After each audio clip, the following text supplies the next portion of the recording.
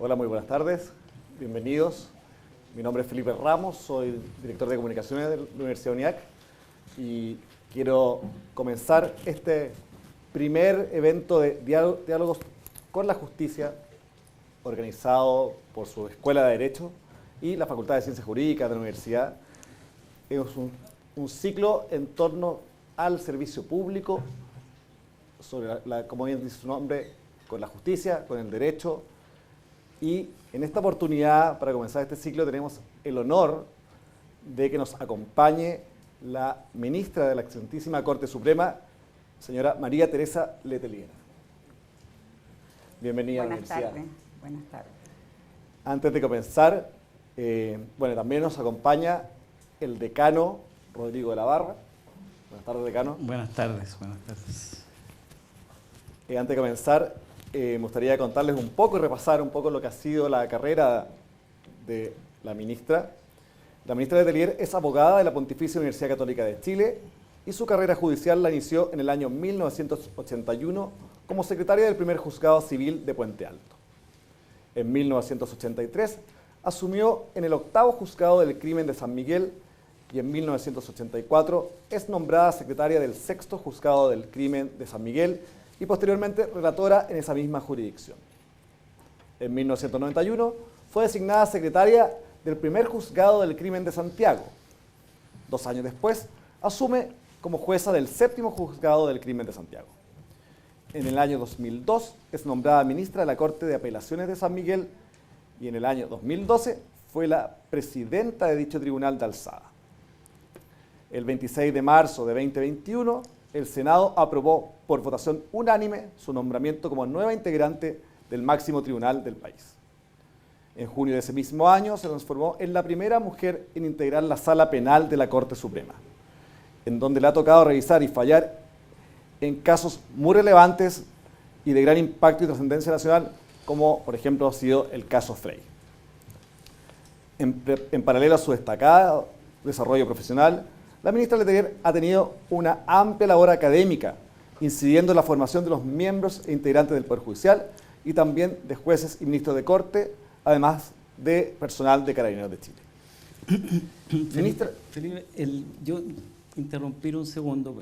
Yo creo que para mí es bien importante y estoy muy contento de tener a la ministra acá con nosotros, porque yo le contaba que en esta facultad, en especial en la carrera de Derecho, es una carrera vespertina, por lo tanto hay un gran sacrificio en estar aquí en las clases, venir en las tardes, noches, en invierno. Y yo tengo una obsesión de, por así decirlo, poner a disposición de ustedes la experiencia vital de muchos funcionarios públicos. Yo creo que pasan inadvertidos una cantidad, y ustedes ya me han escuchado decirlo antes, muchos héroes anónimos que están en las postas o en los CEFAM, en las comisarías y muy especialmente en la justicia. Entonces yo creo que para mí por lo menos es un privilegio que ustedes aquí en directo, la gente que nos acompaña también en streaming, puedan conocer de primera mano cómo una vocación de abogada en su momento, en su juventud, se va transformando en una vocación de servicio a la justicia, ¿ah? En tiempos que la judicatura no es como hoy día, ¿ah?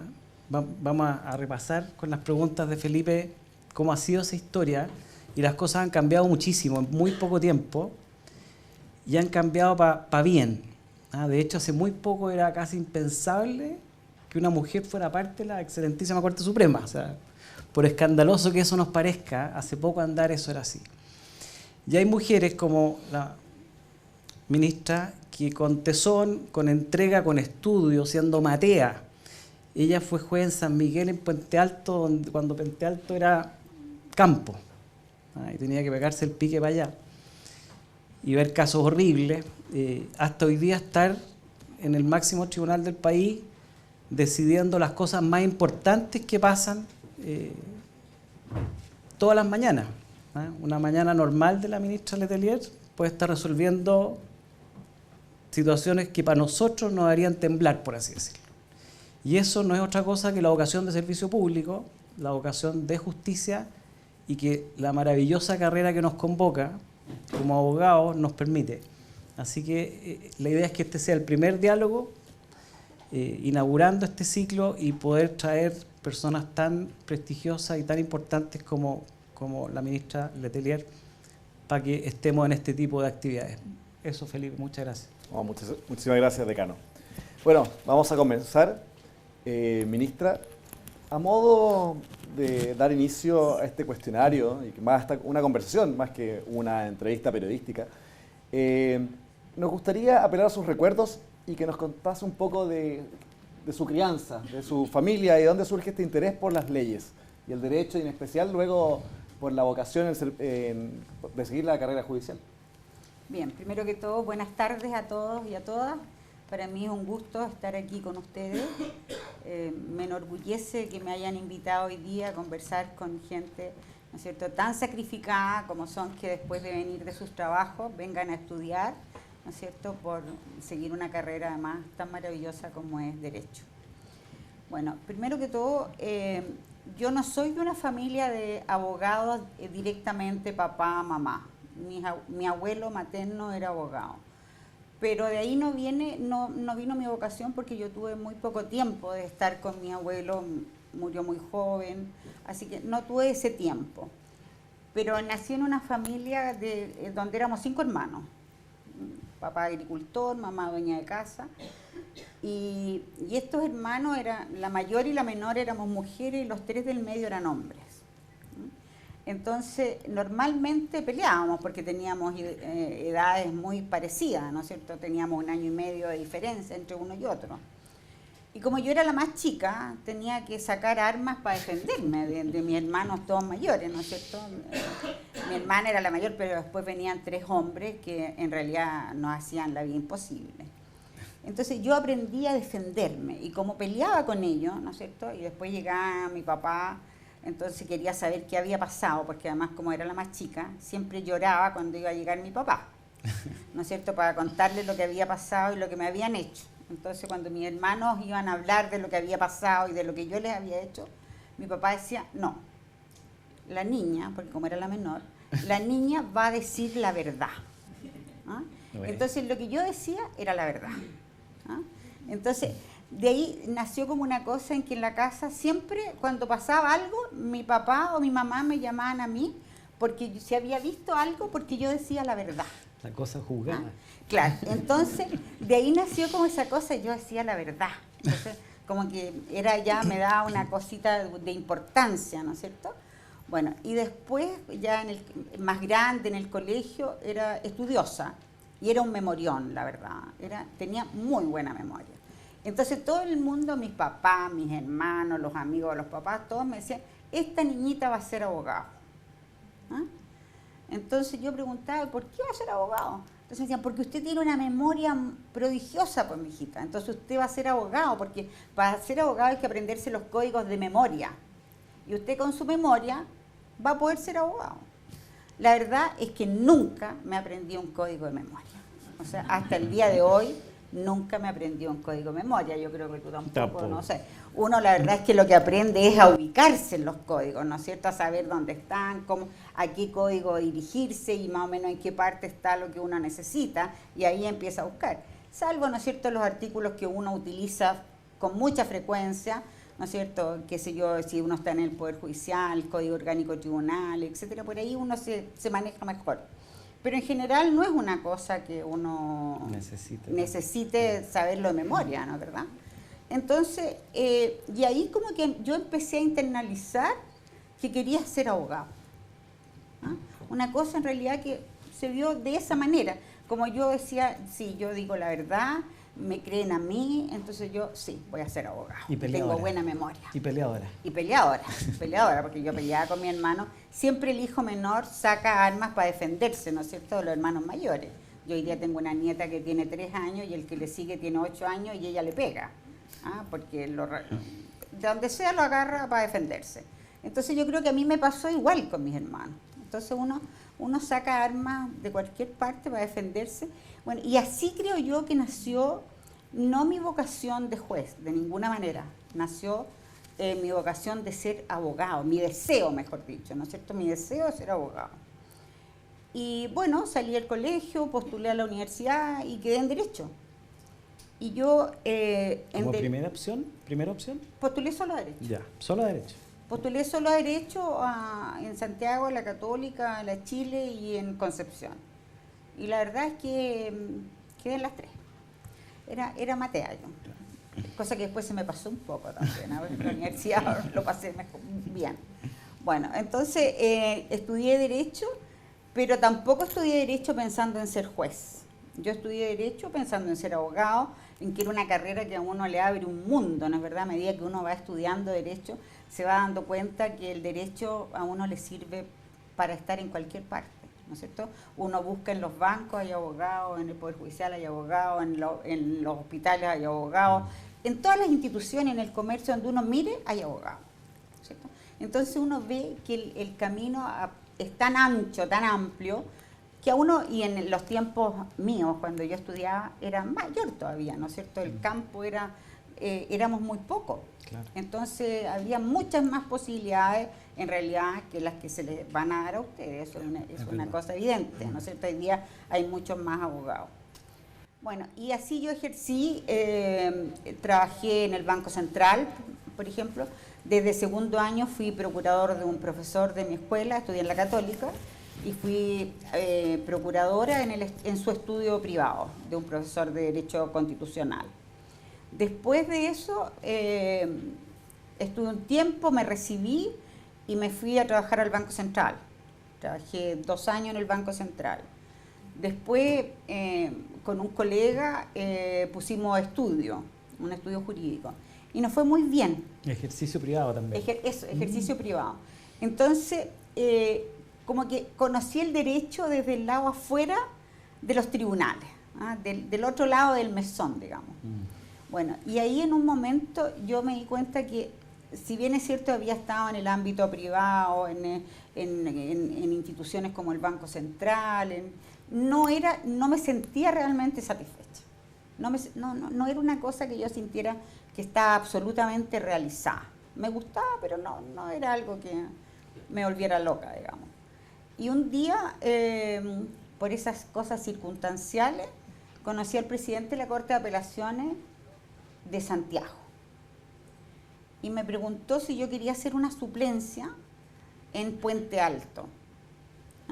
Porque él me veía en tribunales, porque yo iba a los tribunales a litigar, a presentar escritos, todo. Entonces me dice, ¿usted no le gustaría hacer? Perdón, ¿sí? En esa época casi todos los tribunales estaban en el edificio de la Corte Suprema. Claro, estaban ahí. Entonces los tribunales del crimen estaban en el primer piso. Entonces te paseabas por ahí. Uno se paseaba por ahí, estaba todo. Entonces conocía a la gente y toda la cosa. Entonces me dice, ¿a usted no le interesa, señorita Letelier, me hizo hacer una suplencia de secretaria en el primer juzgado de letras de Puente Alto? Que yo sé que aquí hay funcionarios judiciales, y si alguno conoce historia de Puente Alto, sabe que era un tribunal enorme, porque tenía todas las materias. Tenía el crimen, el trabajo, tenía familia y civil. Y en ese momento era el único tribunal que había en Puente Alto. Después instalaron el segundo juzgado, pero que tampoco tenía familia y trabajo, solamente civil y criminal. Bueno, y ahí yo le dije, sí, me interesa. Yo dije, bueno, yo le dije, ¿por qué, señor? Entonces me dijo, bueno, porque nos estamos trayendo al secretario de Puente Alto a relatar a la Corte de Santiago. Entonces vamos a necesitar un suplente.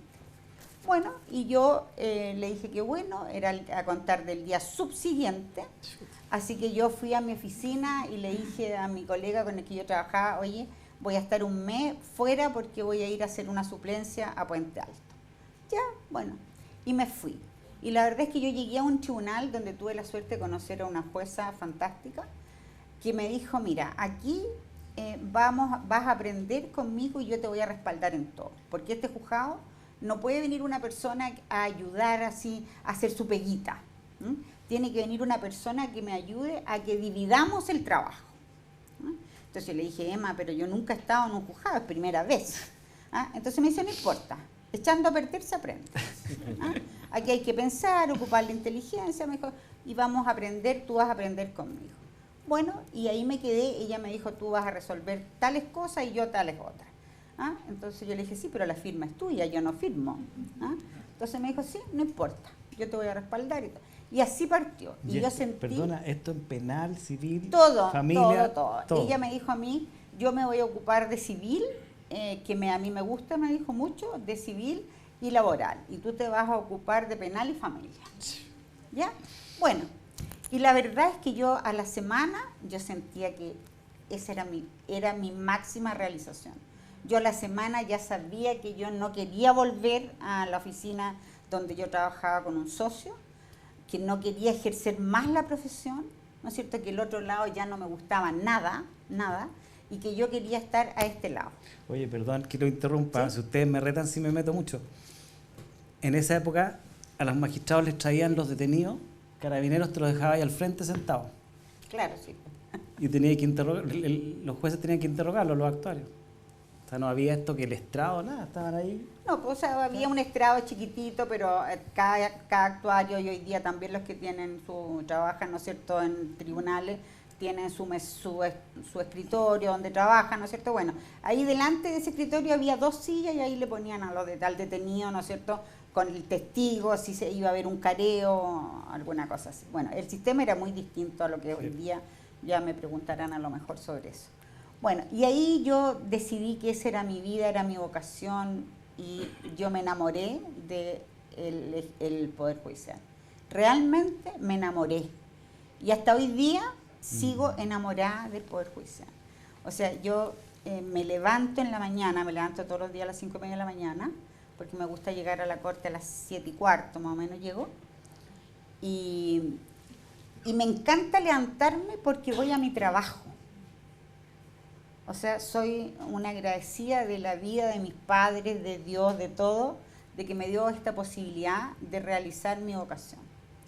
Y de encontrarla, de descubrirla, porque ya le digo, cuando estudié Derecho, quería ser abogado, ¿no es cierto? Era lo que me gustaba, pero no, yo no me había descubierto vocacionalmente. Bueno, y me encantó, y cada puesto de trabajo que he tenido, lo he tomado, en el fondo lo he tomado con amor, porque lo he tomado como un privilegio, ¿no? Como algo que tengo que dar gracias de estar donde me ha tocado estar. Sin duda se siente esa pasión con la cual vive su trabajo y ese amor por la carrera judicial y los tribunales. Y precisamente yendo a sus primeros años como jueza del juzgado del crimen, y sobre todo en el sur de Santiago, otro tipo también de zona a la que actualmente es, ¿qué tipos de casos le tocaba ver y cómo estos casos reflejaban los factores sociales del Chile de entonces? Bueno, primero yo vivía siempre vivió más o menos en el mismo sector, por Providencia, y me iba a Puente Alto en la mañana, ¿no es verdad? Me demoraba media hora más o menos en llegar, y había, después de Vespucio no había nada, era campo, ¿ah? Le estoy hablando del año 81. Era campo desde Vespucio hasta cuando llegábamos al hospital, ¿no es cierto?, que está el hospital ahí en el Sotero del Río. Era lo primero que uno veía desde que ya Vespucio, era Sotero el hospital. Y después ya ahí empezaban un poco de población y Puente Alto. Entonces, bueno, había mucho menos gente que hoy día, era gente oriunda de Puente Alto, básicamente, ¿no es cierto? A pesar de que siempre era como una comuna dormitorio, la gente venía mucho a trabajar a Santiago, ¿ah? Pero la gente era gente muy sencilla, muy sencilla. Y el tipo de delito que se veía no era grandes delitos, se veían hurtos, robos y delitos sexuales. O sea, eso era lo que uno veía. Hurto y robo mucho, ¿no es cierto? Pero también eran más robos por sorpresa, ¿no es cierto? Hurto en supermercado, el pequeño lanzazo. Ese tipo de delito era el más común, digamos. Y con la misma, tan común como esos delitos, ¿no es cierto?, eran los abusos sexuales y violaciones. Pero curiosamente no era mucho el abuso sexual y la violación que se ve también hoy día, ¿no es cierto?, qué es la violación en la calle, la violación a alguien que le roban, que lo matan y que lo violan, no. Era mucho en el ámbito privado, Familiar. en la familia. ¿Ah? Había mucho abuso sexual, abuso deshonesto y violaciones en la familia, o sea, padres que violaban a los hijos, madres abusadoras, abuelos abusadores, impresionante la cantidad de abuelos, ¿no es cierto? Y uno veía cómo, por ejemplo, la gente que cometía estos delitos internalizaba estas situaciones, cómo las normalizaba en el fondo. Ustedes ya están en quinto, son alumnos de quinto, ¿no? Claro, la mayoría, bueno, yo tengo vivo un recuerdo de un padre que violaba a una hija desde los 8 años y lo sorprendieron, la niñita develó al final, ¿no es cierto? Y seguimos la causa, ella develó cuando tenía 13 años.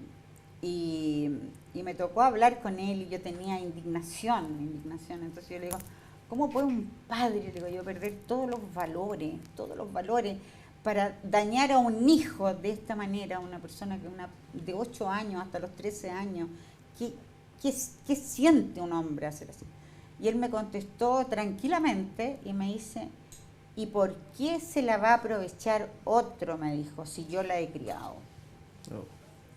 O sea, esa era la mentalidad de la gente que cometía este tipo de delitos. O sea, era una cosa que a uno le impactan y le quedan para siempre, en realidad. Bueno, además, destacar que a su señoría le tocó ser juez de instrucción, porque nosotros ahora estamos acostumbrados que los fiscales son los que investigan y los jueces de garantía o el Tribunal de Juicio Oral tienen un rol distinto, pero hasta el año 2000 en Chile, el juez del crimen era el que realizaba la investigación. O sea, cuando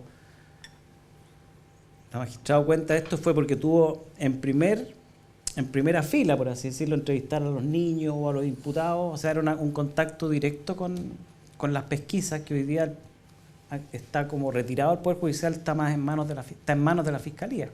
Entonces esa experiencia creo que también es muy valiosa. Sí, yo no sé si quieres que le hable de... Sí, por supuesto.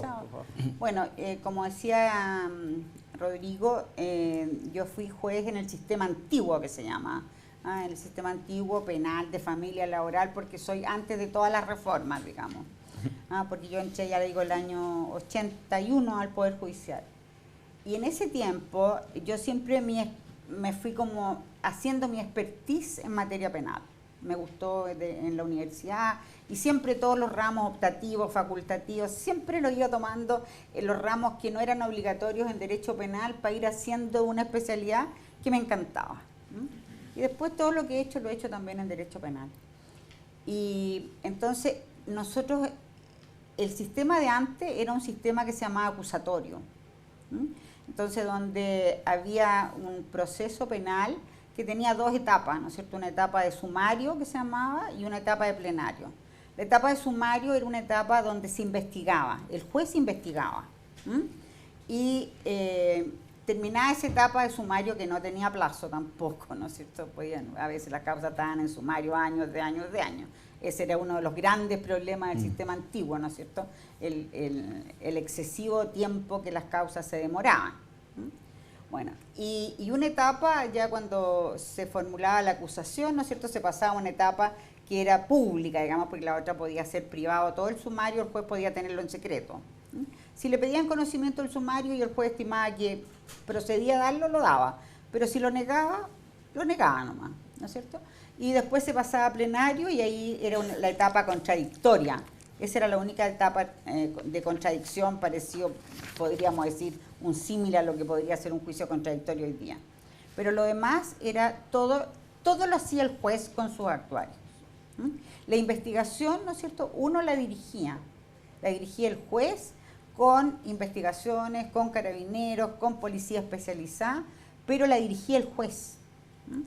Y yo, después seguramente me van a hacer alguna pregunta de la reforma procesal, pero como yo soy del sistema antiguo, partí ahí, yo encuentro que el sistema nuevo tiene muchas cosas buenas, pero el sistema antiguo también las tenía. Porque lo que a uno le decían siempre cuando uno investigaba, ¿no es cierto? Porque como uno era el que investigaba, lo hacía todo, veía cómo iba avanzando el proceso, entonces uno sometía a proceso a la persona, ¿eh? Y después la acusaba. Y decían, ¿cómo este juez, ¿no es cierto?, que somete a proceso a una persona, que después la acusa, ¿cómo después la puede absolver? No va a querer absolverla, decía, porque es su investigación. Entonces va a querer condenarla de todas maneras. Y la verdad es que eso no pasaba. Yo le digo, pero desde el fondo de mi alma le digo que jamás tuve un problema en hacer una investigación, someter a proceso, acusar a una persona y después absolverla. Nunca tuve un problema. Y ese era uno de los grandes problemas que los juristas de la época y de siempre veían en nosotros, en los jueces antiguos. No, estos jueces están contaminados, ¿no es cierto? Porque ellos tienen que dictar sentencia en su propia investigación, en su propia acusación. Entonces, ¿cómo van a querer absolver? Van a condenar de todas maneras. Y ustedes pueden ver, ¿no es cierto?, que nosotros absolvíamos y no pasaba nada, o sea, no teníamos ningún problema, porque teníamos que pensar y reflexionar, ¿no es cierto? Y decir, bueno, tuve antecedentes para someter a proceso, que son los mínimos. Teníamos muy pocos días, era el quinto día, o lo dejábamos libre o lo sometíamos a proceso. Claro.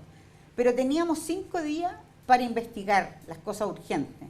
Y nosotros decíamos, lo que en el proceso no está en los 5 primeros días ya no existe.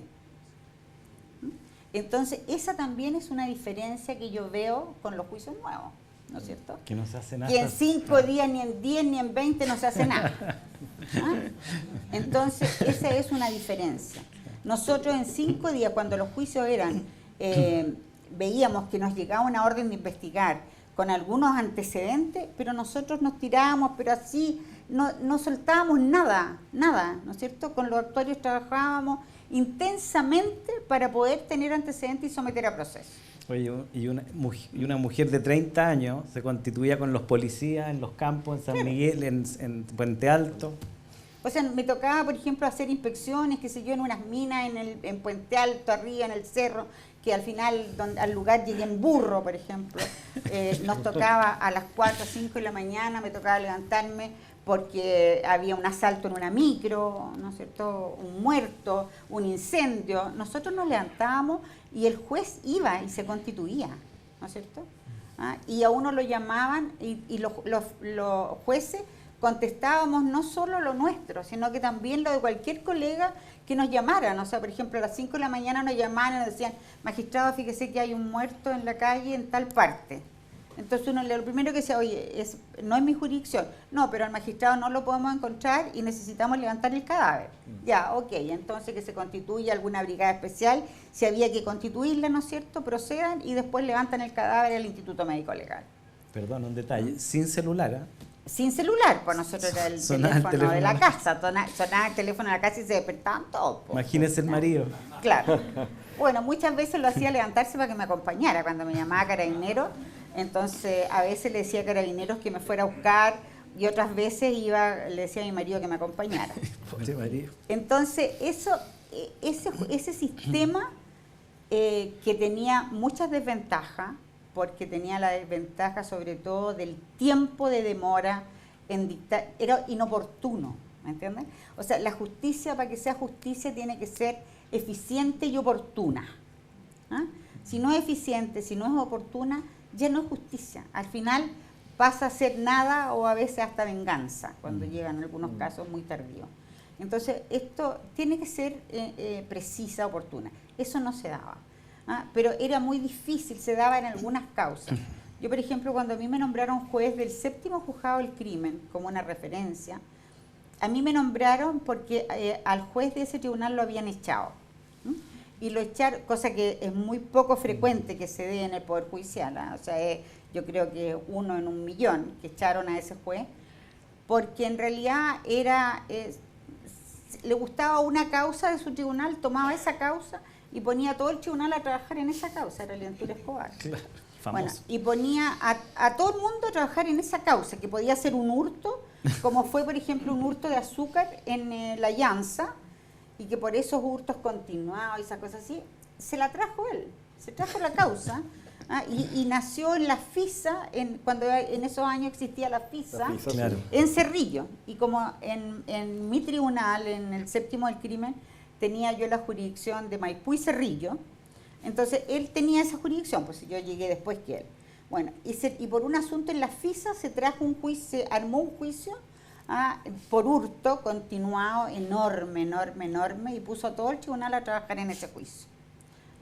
Que pedía helicópteros para ir a Curicó, trajo a toda la gerencia, miren, fue un desastre. Bueno, al final una medida disciplinaria y lo echaron. Y el resto del tribunal estaba paralizado, absolutamente paralizado. Entonces, bueno, lo echaron, quedó la vacante, postulé, porque yo estaba postulando a cargos de juez en ese momento, y me nombraron.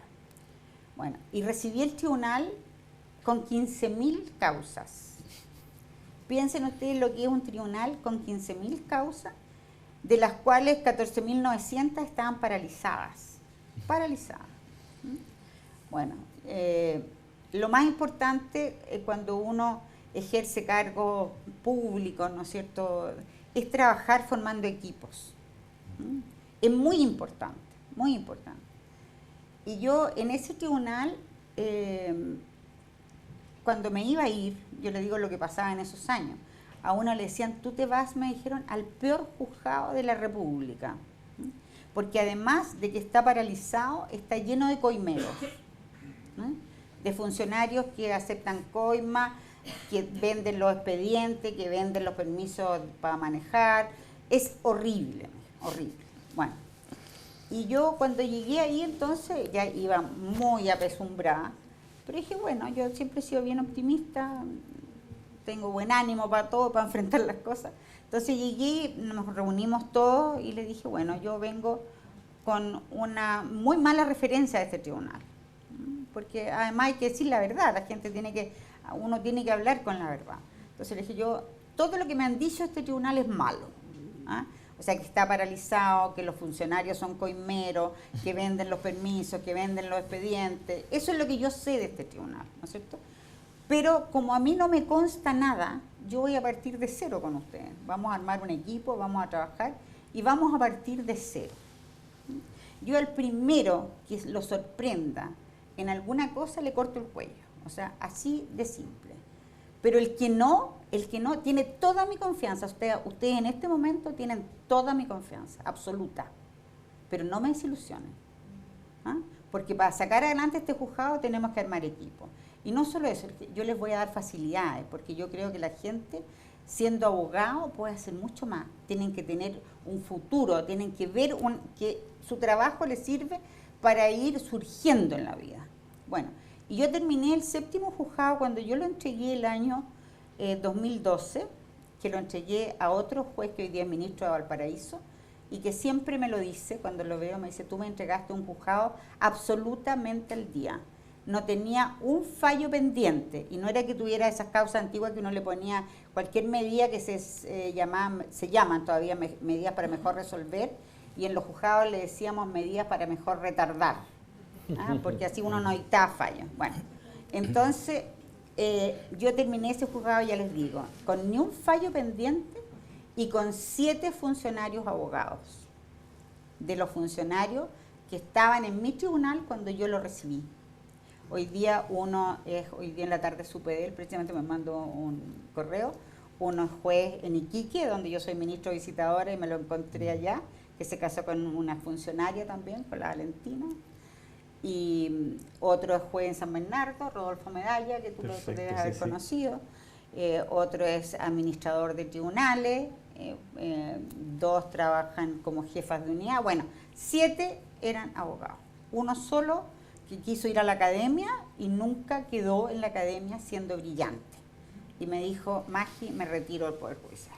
Porque cuando nació la academia siempre han habido exámenes psicológicos y toda la cosa, y toda la vida yo lo encontraba inteligente, brillante, un 20, Oscar, y nunca pasó la academia, porque nunca pasó el examen psicológico. Entonces, esas cosas que para uno son inexplicables. Bueno, y me dijo, me retiro, Magi, y estaba la reforma, y fue el primer fiscal de Isla de Pascua. Ah, qué bueno, le fue el descueve. Como fiscal lo nombraron, pero de inmediato, el primer fiscal de Isla de Pascua. Y con asignación de zona. Claro. Y ya en Isla de Pascua lo pasó estupendo, ahora ya se vino y ahora lo veo ejercer acá, me toca muchas veces en la Suprema alegando causa, y para mí es una alegría, o sea, cuando yo los veo, ¿no es cierto?, y un orgullo, cuando veo que algo que pude hacer, ¿no es cierto?, de poner un granito de arena en una amiguita, algo para una ilusión, si se quiere, ¿no es cierto?, y que les dio un fruto tan grande como tener 7 actuarios que eran abogados y que estudiaron conmigo, entonces, en esos 12 años que yo estuve ahí. ¿Ah? Entonces, yo lo que hacía era que los pareaba. Entonces, cuando uno tenía que ir a clase, el otro se quedaba, ¿no es cierto?, los pareaba según sus necesidades, y el que se quedaba veía el CARDEC del otro, tenía que agarrar 2 CARDECs, ¿no es cierto? Bueno, y así fue la vida en este 7º tribunal, que era horrible, porque era el juzgado más grande de Chile. De hecho, después cuando lo separaron, hicieron 4 tribunales del crimen en lo que yo tenía uno solo. Wow. Porque era Maipú y Cerrillo, y hoy día en cada una de esas jurisdicciones, bueno, había en este tiempo después 2 tribunales del crimen. Ministra, me gustaría llevarla a un punto de la historia nacional que fueron precisamente los primeros años de los 90, conocido también como la transición, en donde se multiplicaron los casos de derechos humanos y donde también existía sobre todo una sensación de que la estabilidad democrática muchas veces dependía de la justicia, ¿no?, de los fallos. ¿Se sentía eso dentro del Poder Judicial? ¿Cómo era el ambiente como ser juez en esos años?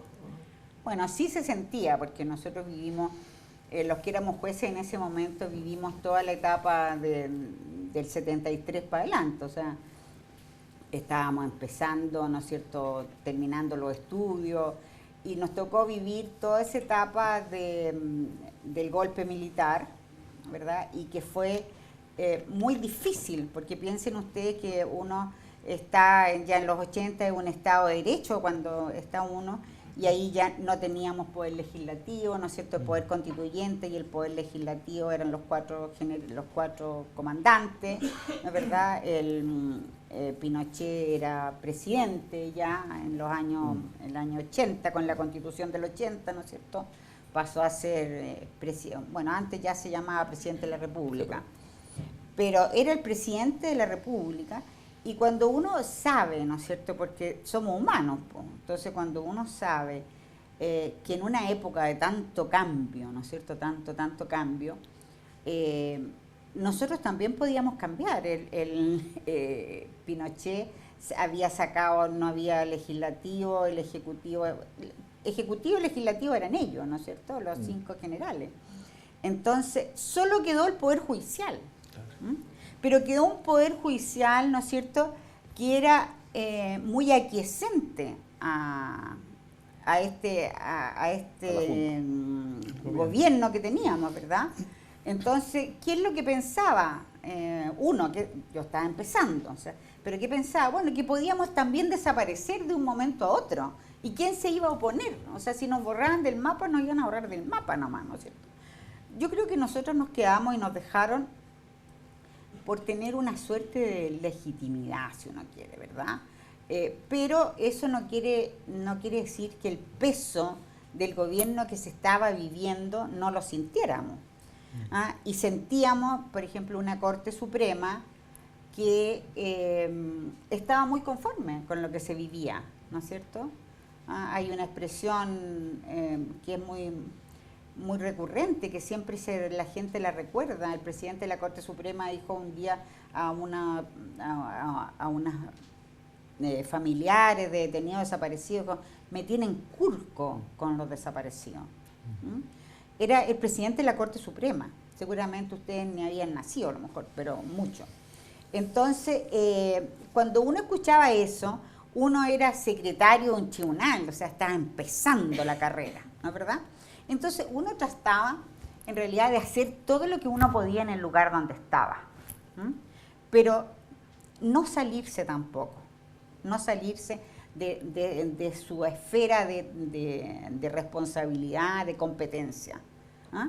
Uno hacía su trabajo y no quería más, la verdad. porque era muy difícil investigar. Si uno investigaba, no le daban ninguna información. Uno tenía que pedir la información, ¿no es cierto?, a las comisarías, a las comandancias, a los mismos que estaban todavía gobernando. Entonces no había ninguna información. O sea, todo lo que a uno le decían era cero información, cero. Entonces de ahí salieron algunas personas que en algún minuto, ¿no es cierto?, hicieron algo.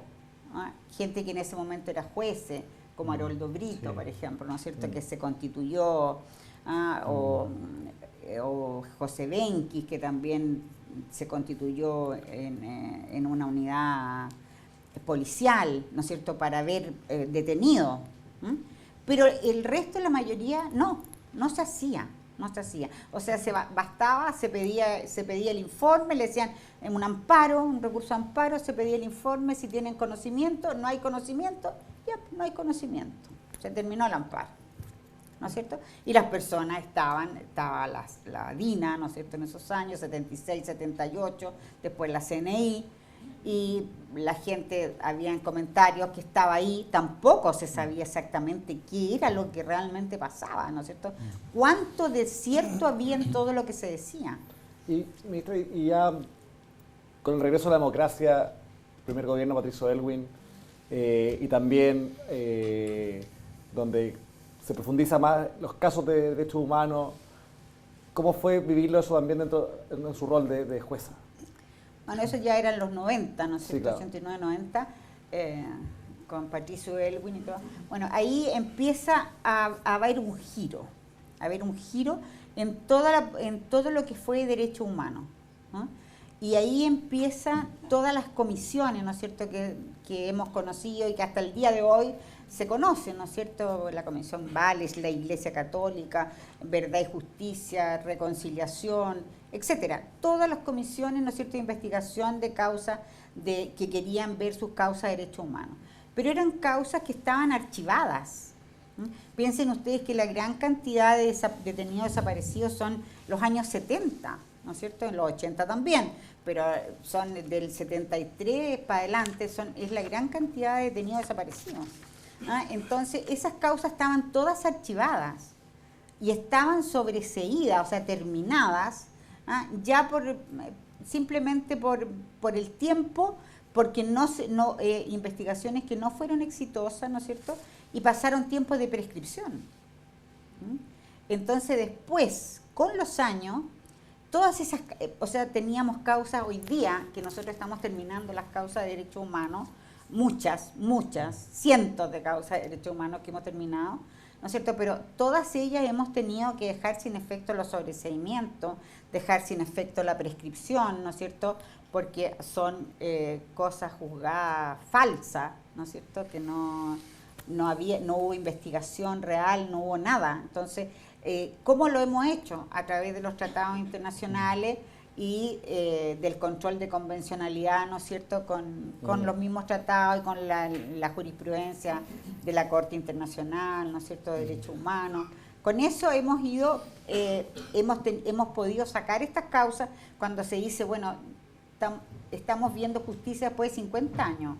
Claro, es verdad, después de 50 años, porque las causas todas esas se habían terminado. O sea, todas esas causas se terminaron en la época, en los 80 y 90. Es que eso a lo mejor los alumnos no lo saben, pero antes regía la prescripción total nomás. Claro. Y en general eran 10 años. Y después de 10 años ya... Y lo que cambia en los 90 es que los tribunales superiores empiezan a establecer que aquí no había prescripción. Y eso es lo que permite que se sigan investigando hasta hoy todos estos claro, casos. Porque los tratados internacionales, ¿no es cierto?, han permitido, y como tienen prevalencia sobre la ley y todo, entonces ha permitido que esas causas se declaren imprescriptibles. Todo lo que tiene que ver con derechos humanos no tiene prescripción. Entonces, por eso se han podido desarchivar esas causas e investigarlas nuevamente.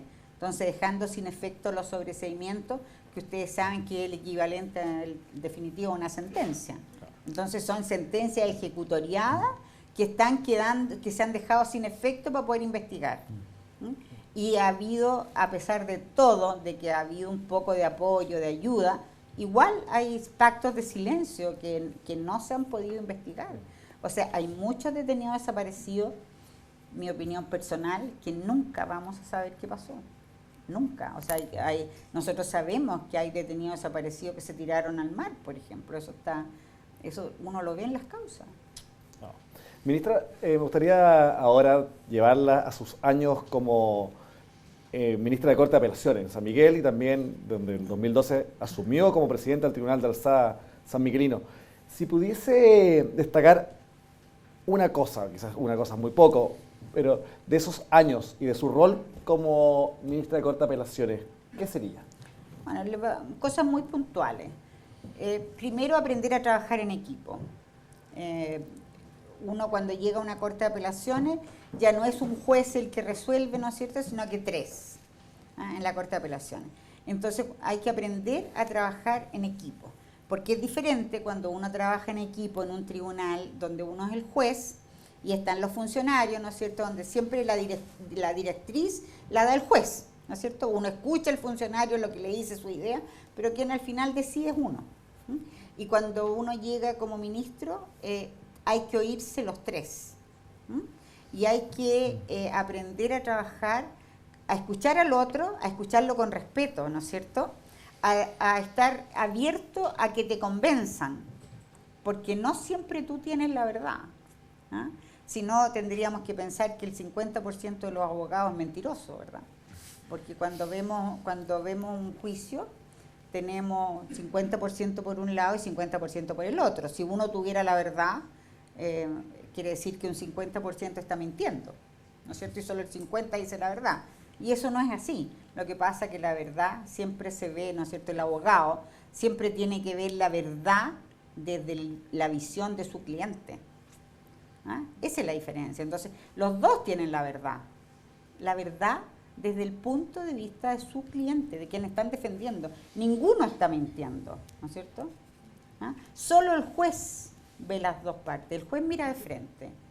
Los abogados están de perfil. Entonces, eso es muy importante. Entonces, uno tiene que aprender a ver que no siempre tiene la razón, o que tiene una parte de la razón, ¿no es cierto? Y escuchar al otro y que te convenza, o tú convencer a tu colega. Muchas veces estamos todos de acuerdo, son cosas tan claras que todos estamos de acuerdo. Pero esa para mí fue una parte muy importante, aprender a trabajar en equipo. Lo otro fue empezar a ver el boom de la droga. Empezó llegaban causas de tráfico. Antes no se veían tanto. O sea, yo cuando estaba en Puente Alto era un poquito de marihuana, o sea, era nada, la nada misma. En Santiago, que era el primero del crimen, cuando estuvo, igual. En el séptimo lo mismo, pero ya en la Corte de San Miguel, que era el área sur de Santiago, empecé a ver droga.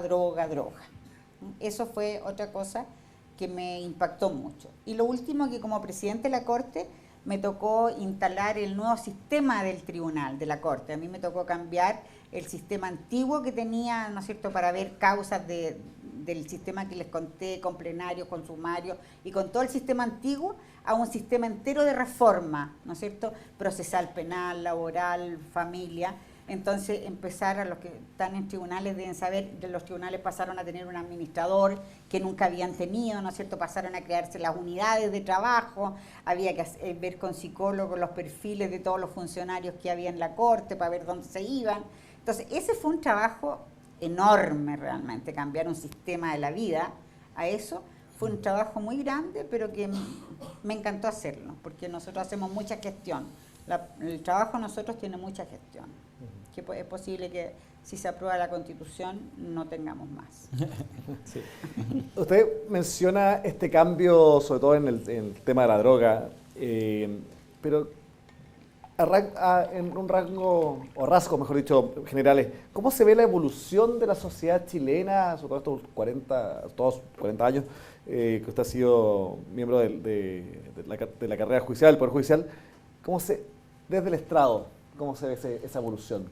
Bueno, yo veo una evolución con una sociedad muy criminalizada, una sociedad con crímenes y con delitos que cada vez son peores, cada vez son más siniestros. ¿Ah? O sea, hoy día nosotros no, la sociedad nuestra, nosotros no veíamos sicariatos, no veíamos los homicidios con descuartizamientos que hay ahora, ¿no es cierto? Todos estos portonazos y que matan a la persona o la lesionan, los tráficos pero enormes, ¿no es cierto? Las organizaciones criminales, porque ya no es el tráfico de la familia, ¿no es cierto? De la familia, el hombre estaba preso, seguía traficando a la mujer, vendiendo unos gramitos que seguían los hijos, etcétera. Es una cosa familiar. Ahora no, o sea, el tráfico es una organización criminal, ¿no es cierto? Y lo vemos en las grandes estafas, son organizaciones criminales. O sea, el delito pequeño, desestimable, el Ministerio Público no lo investiga, porque realmente están dedicados solamente a ver las grandes causas que genera esta criminalidad terrible que nos ha llevado a vivir encerrados y en la criminalidad que estamos viviendo en una sociedad que cada vez estamos más encerrados. O sea, yo les pregunto, ¿quiénes salen en la noche, no es cierto, a comer? Seguramente la mayoría no sale. En los tiempos míos, cuando yo era joven, como ustedes, salíamos a bailar en la noche, ¿no es cierto? Y no había fin de semana que uno no salía a bailar. Y podía volver caminando por la calle en la noche, ¿no es cierto? Y no pasaba nada. Si venían 2 o 3 personas caminando por la calle, uno iba seguro. ¿Ah? Hoy día uno pregunta quién sale, no, nosotros nos juntamos a almorzar, dicen. Ya en la noche no se sale, porque la gente tiene terror al portonazo, la gente vende sus autos, si tiene autos como le llaman de alta gama, ¿no es cierto? Los venden la mayoría porque no quieren andar en esos autos y se compran autos pequeños. Entonces es una sociedad con una criminalidad que está exacerbada. ¿Ah? Toda la criminalidad del sur, por ejemplo, organizaciones criminales, ¿no es cierto?, para matar, para destruir, para robar, etcétera. Entonces, la verdad es que yo miro con pesimismo, le digo, derechamente, miro con pesimismo y con pena lo que está pasando en la sociedad chilena, porque pienso que es la sociedad que van a vivir, que están viviendo mis hijos también, que van a vivir mis nietos, y uno quisiera algo diferente, ¿no es verdad? Una sociedad más sana, más vivible, pero no, sí, claro, lo veo. Sí, es así. Y tal como vimos el año 2021, usted fue nombrada como ministra de la Corte Suprema, que es el cargo más alto al que puede aspirar la carrera judicial. ¿Cómo vio todo el proceso de la nominación y qué sintió cuando entró a su oficina en Calle Compañía?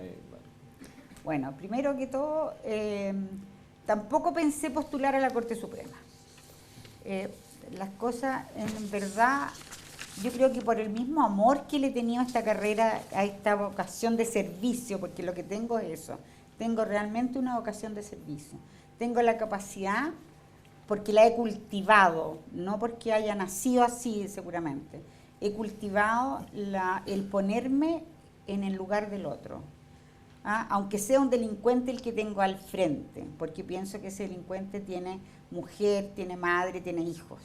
Entonces siempre trato de ponerme en el lugar del otro para tratar de sacar la justicia desde el fondo de mi alma.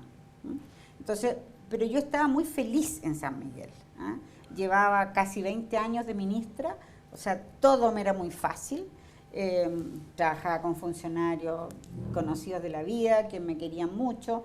Entonces yo estaba feliz y yo pensaba jubilarme, la verdad, en San Miguel, que me iba a cumplir la edad y me iba a jubilar. Pero como son las cosas, ¿no es cierto?, se ocasionó una vacante en la Corte Suprema y me llamaron. ¿Ah? Me llamó una amiga mía que estaba en la Corte Suprema y me dice, María Teresa, ¿por qué no postula a la Suprema? No, que voy a postular, que esté tan bien aquí, no quiero que me... No, postula tú, no puedes estar sin postular, haz un intento. Yo no había postulado nunca a la Suprema. Y empecé a conversarlo en mi casa y mis hijos me dijeron, mamá, ¿por qué no postulas? Mi marido me dijo lo mismo y dije, bueno, ya. Y postulé. Y la verdad es que hablé con varios ministros a quienes yo conocía, porque el proceso de generación de un ministro de la Corte Suprema participan los 3 poderes del Estado, ¿no es cierto? Primero, hacer una quina de todos los que postulan, se eligen 5 personas. Entonces ahí participa el Poder Judicial, por eso dicen que es una autogeneración. Entonces, bueno, tuve la sorpresa que fui la que sacó más votación. ¿Ah? Entonces, ya quedé en la quina. Después eso va al Ministerio de Justicia, ¿no es cierto? Y el ministro empieza una negociación con el Senado, porque hay que tener un determinado número de votos en el Senado. Si a uno lo postulan y no tiene los votos, perdió, lo rechazan y ya no postula.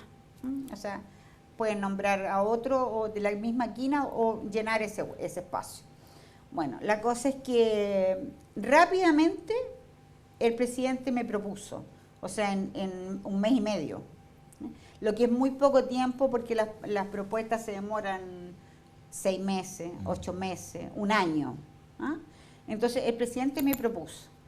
Bueno, estaba el presidente Piñera en ese momento.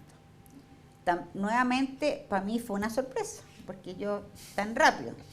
Entonces, ¿qué pasa? Cuando a uno la proponen, empieza a salir en todos los diarios, toda la vida de uno, todo, la vida privada, la no privada, todo sale en el diario. El juicio que resolvió, que lo hizo mal, etcétera, etcétera, ¿no es cierto? Bueno, con sorpresa no pasó nada. No sé si en ese momento, la verdad que yo estaba tan preocupada de prepararme por si me proponían a mí, ¿no es cierto?, y no me rechazaban, estaba como, me sumergía estudiando, esa es la verdad. Entonces no me preocupé, pero todos me decían, oye, si no ha salido nada en el diario, nada tuyo, no hay nada, nada. Bueno, y la verdad es que no hubo nada. Y es verdad, porque yo estuve investigando y no encontré nada. Nada. Ni un escándalo. Bueno, ni un escándalo, nada. Bueno, y después el presidente me aprueba, el Senado no dice nada, ¿no es cierto? Y me llaman al Senado. Bueno, una comisión donde había la comisión del Senado de Constitución, Legislación y Justicia, donde había socialista, UDI, Renovación Nacional, Demócrata Cristiano y un PPD. Y la verdad es que a uno le empiezan a interrogar, y yo había estado muy nerviosa todo el tiempo, este mes y medio que estuve estudiando, estaba nerviosa porque no sabía qué podían a uno preguntarle, ¿no es cierto? Además que uno no es del mundo político. Entonces, bueno, y cuando se dio esta conversación de que me empezaron a hacer preguntas y preguntas, porque el sistema es que a uno, cada parlamentario hace 5 o 6 preguntas y uno tiene que ir anotándolas y después al final se contestan todas, ¿no? Uno no va contestando al tiempo. Pero la verdad es que se dio una cosa tan especial que yo me sentía conversando en el living de mi casa. Así como estoy conversando con ustedes, igual yo me sentía con todos estos señores que me interrogaban. ¿Ah? Y que yo les contestaba y ellos me volvían a hacer una pregunta. Bueno, y cuando terminé de exponer y de las preguntas, contestar todo esto, me dicen, bueno, nos vamos a reunir en 2 días más porque hoy día no podemos, pero en todo caso el informe de la comisión es aprobado por unanimidad. Los 5 votamos a favor. Bueno, y 2 días después o 3 días después, ya no recuerdo bien, se reunió el Senado en pleno y votaron, y la verdad es que votaron por unanimidad. Me aprobaron por unanimidad. Y así llegué a la Suprema en una postulación única, porque fue la única vez que postulé a ministro de la Corte Suprema y me nombraron. Entonces, soy una agradecida de la vida, soy una agradecida de Dios, de mis padres, de todo lo que me ha tocado vivir. Y sobre todo soy una agradecida por esta vocación de servicio que tengo, que me hizo desarrollar este amor enorme por lo que he hecho toda la vida. Ministra, con esas palabras, y para hacer honor al tiempo, vamos a dar paso a un par de preguntas del público, porque qué mejor que dejarlo con esas palabras y ese punto tan alto, ¿no? Así que, si alguien tiene alguna pregunta para la ministra. Allá. Profesor. Buenas tardes. Siempre se habla en clase a los alumnos sobre la instrumentalización del derecho y el abuso del mismo por parte de los operadores del derecho, en relación a la ética y también al propio ejercicio. En otras palabras, construir artificiosamente una acción judicial que, por un lado, puede beneficiar al cliente, pero por otro lado puede lesionar gravemente los derechos de la otra persona. Suele entenderse que eso es algo bueno porque se logra el objetivo, pero finalmente estamos lesionando los derechos. O sea, ¿qué carga tienen los alumnos, futuros abogados, en su ejercicio? Bueno, yo creo que uno tiene siempre, ¿no es cierto?, un principio de inexcusabilidad. Tenemos en el Poder Judicial uno de los principios que nos rige, ¿no es cierto?, así como la imparcialidad, la independencia, tenemos la inexcusabilidad. Entonces, eso nos ha llevado a que nosotros resolvemos todo lo que nos llevan a los tribunales, nosotros tenemos que resolverlo, con o sin ley, tenemos que resolverlo. Entonces, eso ha hecho que hoy día, por ejemplo, y se nota mucho en el recurso de protección, ¿es verdad? Estamos llenos los tribunales de recursos de protección. ¿Eh? ¿Por qué razón? Porque como la gente ve que es una acción rápida, que hay que resolverla urgente, entonces tratan de, por ese lado, que el tribunal, la Corte de Apelación y después la Corte Suprema, si llega en apelación, porque parte del recurso de protección en la Corte de Apelaciones, se resuelva su situación. ¿Eh?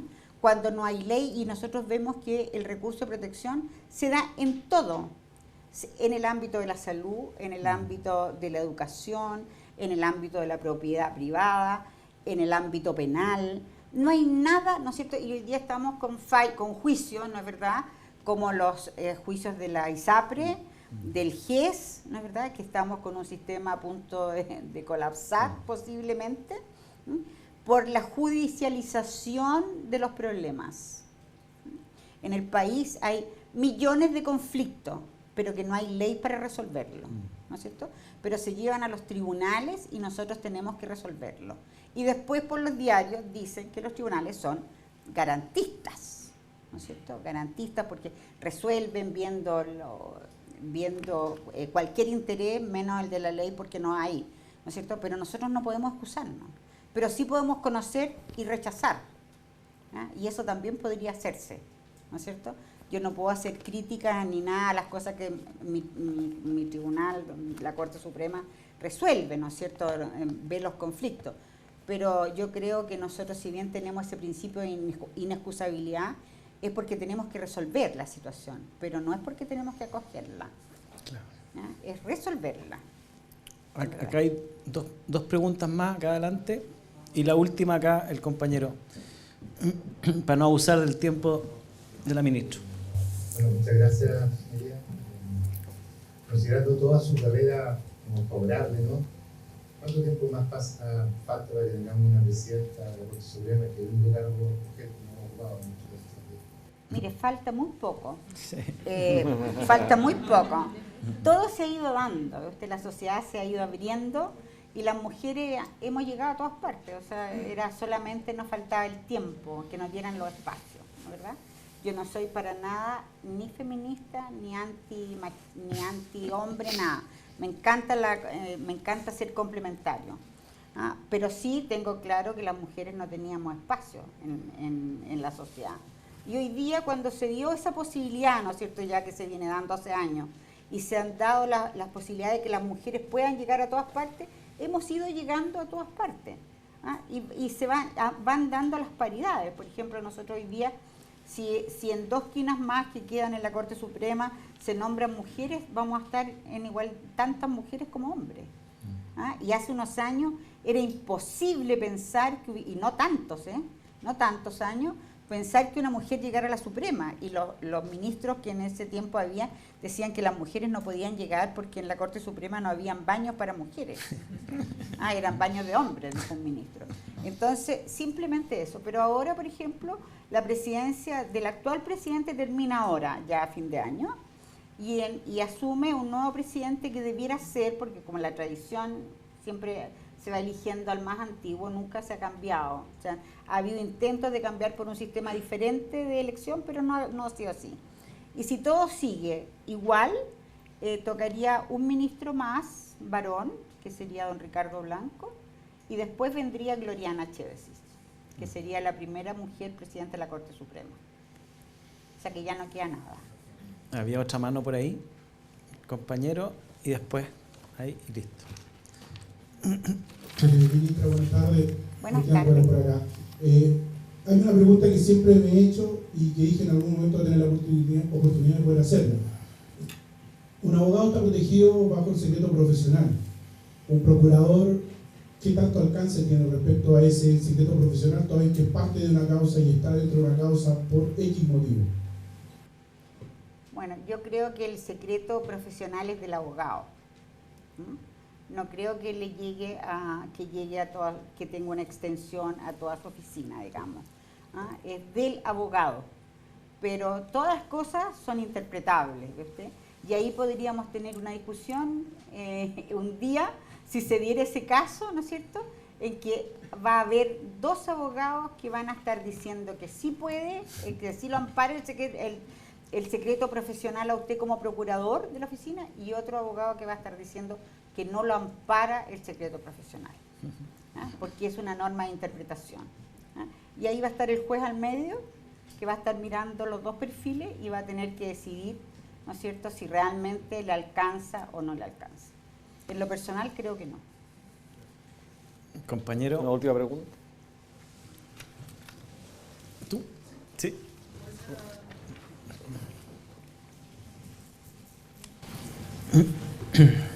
Su señoría, usted describía muy bien lo complejo que está la convivencia social en nuestro país, en el tiempo actual y cómo ha ido esto avanzando en los últimos años. Y se habla mucho que se instala una expectativa a nivel de sociedad como de criminalismo penal, ¿cierto? Como que hay una persecución y penas mayores respecto de toda esta situación tan lamentable que vivimos a diario. ¿Cómo se vive desde el Poder Judicial, desde el rol que usted realiza, esta como crítica que existe a nivel social de que no da el Poder Judicial abasto, por decirlo así, a poder resolver de mejor forma todas estas complejidades que ocurren?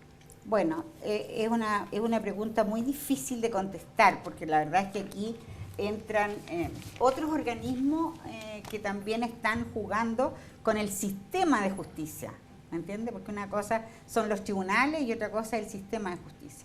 Entonces, hoy día estamos viviendo una sociedad tremendamente compleja por todo el sistema de la migración, por ejemplo, ¿no es cierto? Tenemos una migración enorme. Yo les dije hace un rato que yo soy ministro visitadora de Iquique, de la jurisdicción de Iquique, y me tocó ver que Iquique lo limpiaron absolutamente la ciudad y volvió a estar precioso, digamos, el pueblo de Iquique. Pero sacaron a todos los migrantes a una toma en Alto Hospicio, donde hay más de 40.000 familias en la toma, donde es un estado dentro de otro. No se puede entrar. La policía no entra. Yo me entrevisté con el general de Carabineros, con el fiscal del Ministerio Público, con el defensor, con todos. No entra nadie. No dejan entrar. Solo ven a esta enorme población. Piensen ustedes, 40.000 familias, multiplíquenlo por 3 o por 4. ¿Cuánta gente hay ahí? ¿No es verdad? Bueno, solo por drones. Por drones controlan el lugar y los ven, ¿no es cierto? Ven la gente con las metralletas, cuidando sus territorios. No dejan entrar a nadie. Entonces tenemos ahí una criminalidad enorme, porque ahí son bandas de traficantes. Ahí está el tren de Aragua y otros más que están ahí. Están trayendo gente, ¿no es cierto? Tienen buses ahora y traen a la gente y en esos mismos buses las mandan para Santiago o para el sur. O sea, a ese nivel estamos con ese tipo de criminalidad. Bueno, y nosotros no damos abasto. La gente dice, bueno, los tribunales son los responsables de no hacer nada. Hay como, creo que son entre 4 y 8.000 expulsiones que están dadas, y que el gobierno no las expulsa, no ha cumplido con las expulsiones. Ahora, ¿a quiénes se expulsa? Tampoco es solo al que entra irregular a Chile. Se expulsa al que tiene antecedentes penales. Nosotros vemos esas causas por recursos de amparo, llegan a la Corte Suprema, ¿no es cierto?, por apelaciones de amparo. Bueno, y nosotros los expulsamos, todos los que tienen antecedentes criminales, aquí o en su país de origen, ordenamos el abandono del país. Pero no hay, ahora hoy día leí en el diario que a partir del próximo año se van a empezar a expulsar 260 personas mensuales. Imagínense, ya hay más de 4.000 y todos los días se expulsa gente. Bueno, entonces esa es una criminalidad que está latente, ¿no es cierto? Que está latente y que nosotros hemos visto que la criminalidad se ha hecho horrorosa, básicamente con migrantes. Yo no digo que todos los migrantes sean delincuentes. Las sociedades nuestras son sociedades de migrantes. Entonces, no digo eso. Veamos el sur cómo creció con los alemanes, etcétera, ¿verdad? Los árabes. Pero aquí ha llegado mucho delincuente. Entonces, por eso tenemos esta criminalidad. Y si no se expulsan, si no se hace algo realmente, esto es una cuestión ya política que se requiere para poder frenar esta criminalidad enorme, ¿no es cierto? De los tráficos de armas, etcétera. Y depende, por ejemplo, tiene que ver el Ministerio Público. Aquí, si la gente comete delito, dicen, no, pero los jueces los dejan libres al otro día. El Ministerio Público investiga. Los jueces ya no investigamos. Los jueces investigábamos en el sistema antiguo, en ese que yo les conté al principio. En ese los jueces investigábamos. En este no. Nosotros somos un árbitro. Nosotros vemos las pruebas que nos presenta el Ministerio Público, la Defensoría, y vemos para dónde vamos. Pero la prueba no la hacemos nosotros, no hacemos la investigación. Si el Ministerio Público le lleva a un detenido y el Ministerio Público no nos pide prisión preventiva, nosotros no podemos dar prisión preventiva. No depende de nosotros. Entonces cuando dicen, ¿por qué el juez lo dejó libre? También hay jueces descriteriados, pues. ¿No es cierto? Y puede pasar que el fiscal le pida, que el fiscal le diga, magistrado, quiero una cautelar, quiero una prisión preventiva, y el juez le dice, no hay prisión preventiva. ¿No es cierto? Bueno, el fiscal podrá apelar, ¿no es cierto?, a la Corte, y normalmente la Corte revierte esos casos, porque son casos de excepcionales, de jueces jóvenes, que les falta expertise, les falta experiencia. Por eso le digo, se dan también, pero son pocos. O sea, la mayoría de los casos, cuando a un juez en una causa criminal le piden prisión preventiva, el juez la da.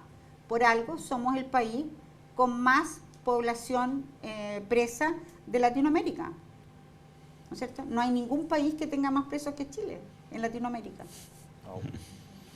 Somos el más. Entonces, si uno viera cuántas prisiones preventivas le piden y cuántas el tribunal no da, 1%. Todas las demás las da. Bueno, yo para cerrar,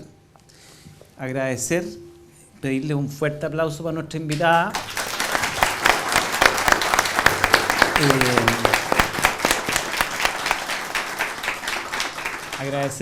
Agradecerle también a Felipe y la generosidad de esta niña peleadora con los hermanos, que hija de un agricultor, y cómo ha llegado al máximo tribunal del país y cómo ha venido a compartir su experiencia con nosotros. Yo creo que es conmovedor, da orgullo, y estoy muy contento de que haya podido ofrecer su relato a ustedes.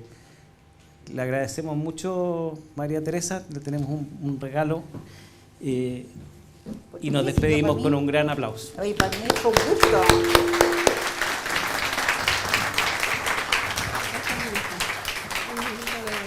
Bueno, con eso cerramos. Muchas gracias. Que estén muy bien. Oye, muchas gracias por haberme invitado. Para mí fue un gusto estar con ustedes en realidad. No es que ustedes me hicieron el favor de escucharme, porque yo cuando me pongo a hablar de tribunales y de mi vocación no paro nunca. Entonces yo solo los invito a que desarrollen amor por lo que hacen, tengan empatía con la persona que ustedes van a tener al frente. El justiciable, el cliente de ustedes es una persona que está sufriendo por un problema.